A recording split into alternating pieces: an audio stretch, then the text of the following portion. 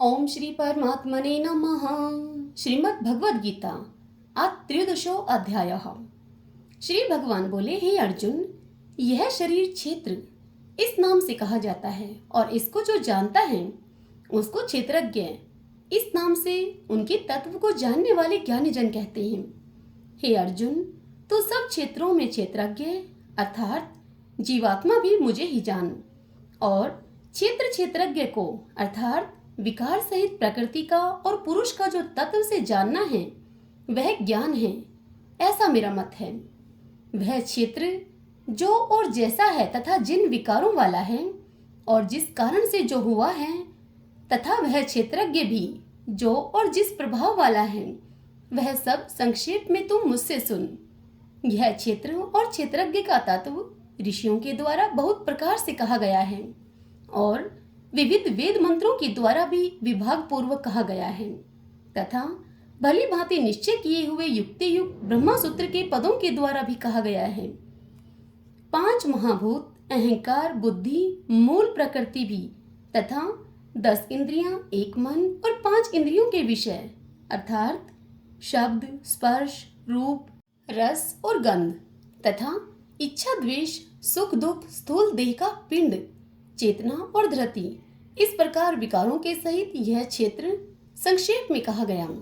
श्रेष्ठता के अभिमान का अभाव, दंभाचरण का अभाव, किसी भी प्राणी को किसी प्रकार भी न सताना, क्षमा भाव, मन वाणी आदि की सरलता, श्रद्धा भक्ति के सहित गुरु की सेवा, बाहर भीतर की शुद्धि, अंतःकरण की स्थिरता और मन इंद्रियों के सहित शरीर का निग्रह, इस लोक और परलोक के संपूर्ण भोगों में आसक्ति का अभाव और अहंकार का भी अभाव, जन्म मृत्यु जरा और रोग आदि में दुख और दोषों का बार बार विचार करना, पुत्र स्त्री घर और धन आदि में आसक्ति का अभाव, ममता का न होना, तथा प्रिय और अप्रिय की प्राप्ति में सदा ही चित्त का सम रहना, मुझ परमेश्वर में अनन्य योग के द्वारा अव्यभिचारिणी भक्ति तथा एकांत और शुद्ध देश में रहने का स्वभाव और विषयाशक्त मनुष्यों के समुदाय में प्रेम का न होना, अध्यात्म ज्ञान में नित्य स्थिति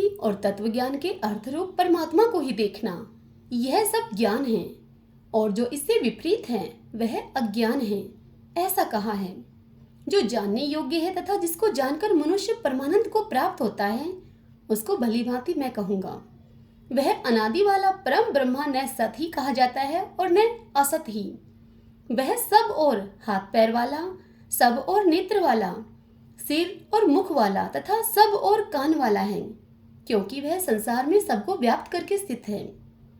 हे अर्जुन, वह संपूर्ण इंद्रियों के विषयों को जानने वाला है, परंतु वास्तव में सब इंद्रियों से रहित है तथा आसक्ति रहित होने पर भी सबका धारण पोषण करने वाला और निर्गुण होने पर भी गुणों को भोगने वाला है।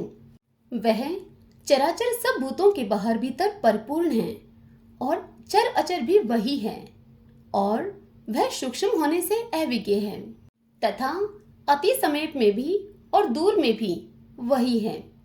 वह परमात्मा विभाग रहित एक रूप से आकाश के सदृश परिपूर्ण होने पर भी चराचर संपूर्ण भूतों में विभक्त सा स्थित प्रतीत होता है, तथा वह जानने योग्य परमात्मा विष्णु रूप से भूतों को धारण पोषण करने वाला और रुद्र रूप से संहार करने वाला तथा ब्रह्मा रूप से सबको उत्पन्न करने वाला है।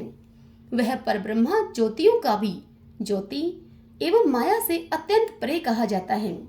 वह परमात्मा बोध स्वरूप जानने के योग्य एवं तत्व ज्ञान से प्राप्त करने योग्य है और सबके हृदय में विशेष रूप से स्थित है। इस प्रकार क्षेत्र तथा ज्ञान और जानने योग्य परमात्मा का स्वरूप संक्षेप से कहा गया। मेरा भगत इसको तत्व से जानकर मेरे स्वरूप को प्राप्त होता है। हे अर्जुन, प्रकृति और पुरुष इन दोनों को ही तू अनादि जान, और रोग द्वेष आदि विकारों को तथा त्रिगुणात्मक संपूर्ण पदार्थों को भी प्रकृति से ही उत्पन्न जान। कार्य और करण को उत्पन्न करने में हेतु प्रकृति कही जाती है, और जीवात्मा सुख दुखों के भोक्तापन में अर्थात भोगने में हेतु कहा जाता है। प्रकृति में स्थित ही पुरुष प्रकृति से उत्पन्न त्रिगुणात्मक पदार्थों को भोगता है, और इन गुणों का संग से ही इस जीवात्मा के अच्छी बुरी योनियों में जन्म लेने का कारण है। इस देह में स्थित यह आत्मा वास्तव में परमात्मा ही है। वह साक्षी होने से उपद्रष्टा और यथार्थ सम्मति देने वाला होने से अनुमंता, सबका धारण पोषण करने वाला होने से भर्ता और जीव रूप से भोक्ता, ब्रह्मा आदि का स्वामी होने से महेश्वर और शुद्ध सच्चिदानंद घन होने से परमात्मा, ऐसा कहा गया है। इस प्रकार पुरुष को और गुणों के सहित प्रकृति को जो मनुष्य तत्व से जानता है, वह सब प्रकार से कर्तव्य कर्म करता हुआ भी फिर जन्म नहीं लेता, वह फिर नहीं जन्मता। उस परमात्मा को कितने ही मनुष्य तो शुद्ध हुई सूक्ष्म बुद्धि से ध्यान के द्वारा हृदय में देखते हैं, अन्य कितने ही ज्ञान योग के द्वारा और दूसरे कितने ही कर्म योग के द्वारा देखते हैं, अर्थात प्राप्त करते हैं। परंतु इनसे दूसरे अर्थात जो मंदबुद्धि वाले पुरुष हैं, वे इस प्रकार न जानते हुए दूसरों से अर्थात तत्व के जानने वाले पुरुषों से ही सुनकर ही तद अनुसार उपासना करते हैं, और वे श्रवण प्रायण पुरुष भी मृत्यु रूप संसार सागर को निसंदेह तर जाते हैं। हे अर्जुन, यावन मात्र जितने भी स्थावर जंगम प्राणी उत्पन्न होते हैं, उन सबको तू क्षेत्र और क्षेत्रज्ञ के संयोग से ही उत्पन्न जान। जो पुरुष नष्ट होते हुए सब चराचर भूतों में परमेश्वर को नाश रहित और संभाव से स्थित देखता है, वही यथार्थ देखता है। क्योंकि जो पुरुष सब में संभाव से स्थित परमेश्वर को समान देखता हुआ अपने द्वारा अपने को नष्ट नहीं करता, इससे वह परम गति को प्राप्त होता है। और जो पुरुष संपूर्ण कर्मों को सब प्रकार से प्रकृति के द्वारा ही किए जाते हुए देखता है और आत्मा को अकर्ता देखता है, वही यथार्थ देखता है।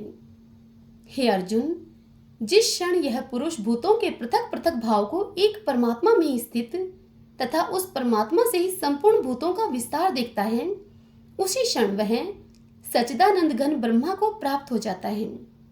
हे अर्जुन, अनादि होने से और निर्गुण होने से यह अविनाशी परमात्मा शरीर में स्थित होने पर भी वास्तव में न तो कुछ करता है और न लिप्त ही होता है।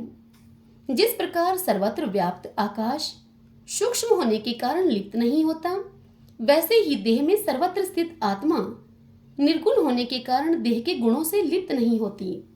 हे अर्जुन, जिस प्रकार एक ही सूर्य इस संपूर्ण ब्रह्मांड को प्रकाशित करता है, उसी प्रकार एक ही आत्मा संपूर्ण क्षेत्र को प्रकाशित करता है। इस प्रकार क्षेत्र और क्षेत्रज्ञ के भेद को तथा कार्य सहित प्रकृति से मुक्त होने का जो पुरुष ज्ञान नेत्रों के द्वारा तत्व से जानते हैं, वे महात्मा जन परम ब्रह्मा परमात्मा को प्राप्त होते हैं। हरि ओम तत्सत। ओम श्री परमात्मने नमः।